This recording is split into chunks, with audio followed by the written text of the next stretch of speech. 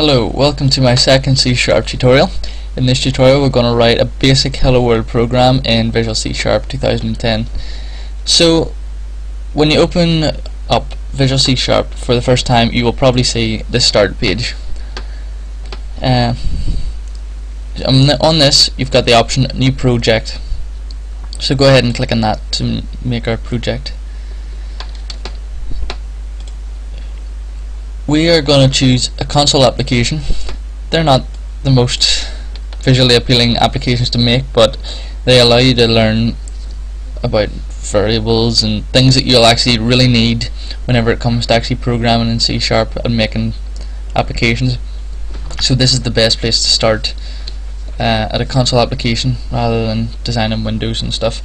So first of all, you're going to go down to the name text box here and you're going to name it Hello World. And OK. So now it's creating a project,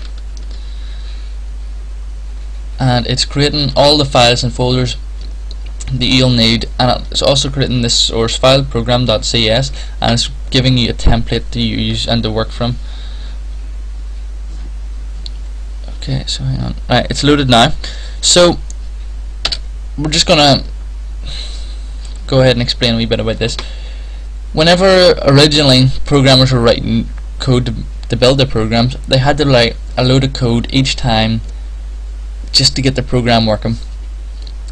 So what they did was, instead of them having to write it over and over again each time they write a program, they put it in a file and allowed you to call that file and import that file into your program. So that's what these using statements are for. Here, these are just importing, well, namespaces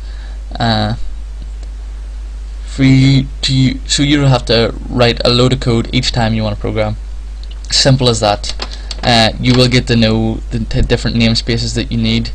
However, most of the main ones are already imported whenever you create a project. It gets the main one for you. So don't worry about those for the minute. They'll automatically be written there. Okay, so next thing you've got is a namespace. A namespace contains your classes, your program classes, and it's just another way to structure your programs. You need a namespace for it to work, but just simply write namespace, give it a name.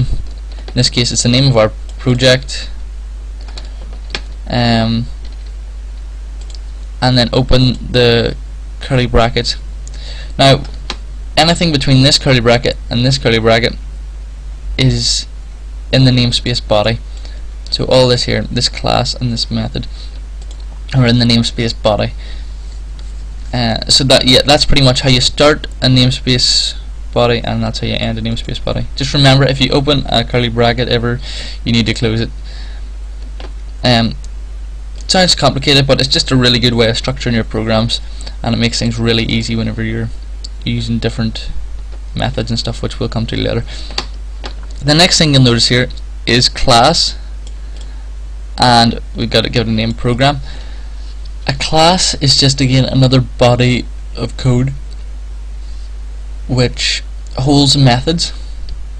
If you've ever used BASIC, a method is the same as a function.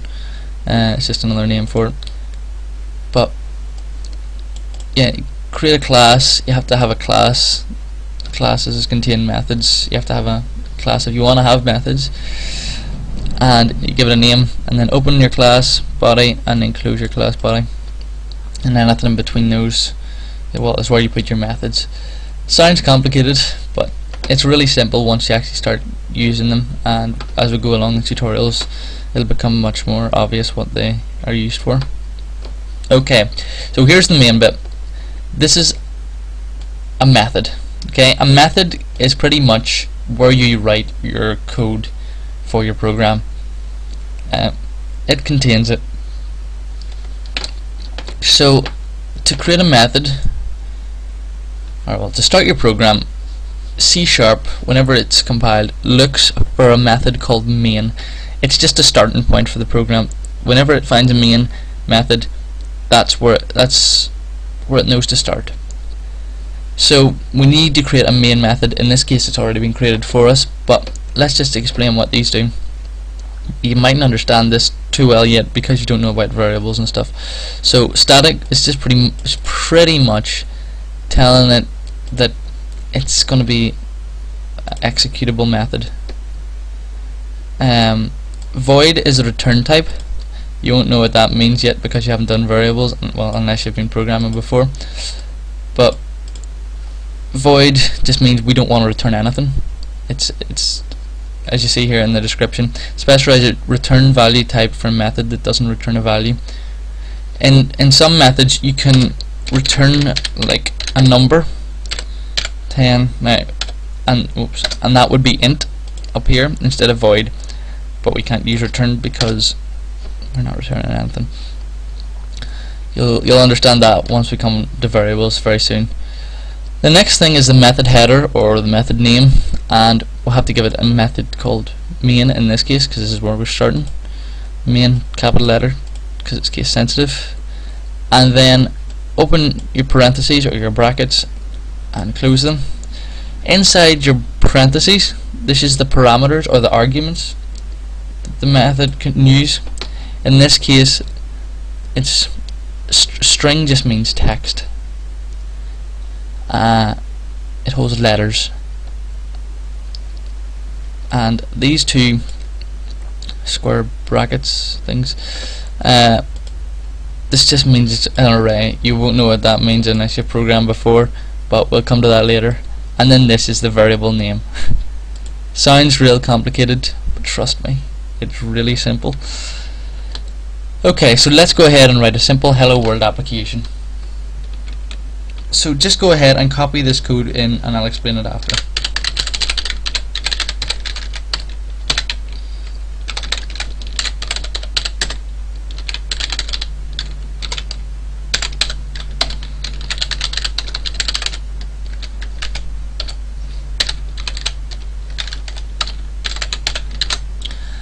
Okay, so the best way for me to explain what's going on here is to run it and show you. First of all, you'll notice this hello world written across the top, and then this here waiting for us to press a key till it continues, and then it closes. Simple as that. I'm just going to save this. Okay, so console.writeLine is just a way of printing text to the console. Like it says console, this is where you're printing to. It's also it's a class, but we'll come to that later. So it's console.writeLine. This is saying you're writing a line to the console. Simple as that. This here console.readKey is saying in the console we want to wait until a key is being pressed. You want to read input from the keyboard, and it really is as simple as that. So that's your first hello world program. Try changing the text and experimenting a bit, and so you can understand what the code exactly does. But this is everything for my second tutorial. In the next tutorial we're gonna look a bit about possibly variables. We'll see. Thanks for watching.